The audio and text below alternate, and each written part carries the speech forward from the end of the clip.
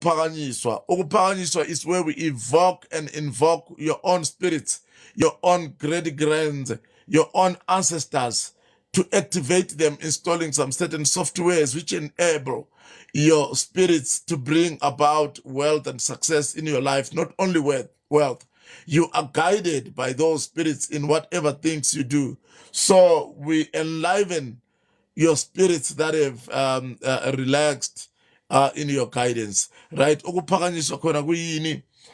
Ukuphakanyiswa kuyilapho esivuselela imimoya yakho, sithole, sidingisise, sifunisise ukuthi kukhona yini abantu abake baphila be-lich or bekwazile ukuba namandla okukhanda umnotho nempilo engcono empilweni zabo, bese sidonsa leyo moya leyo sivuse ibe imoya ezokunikeza amandla okuhlanganisa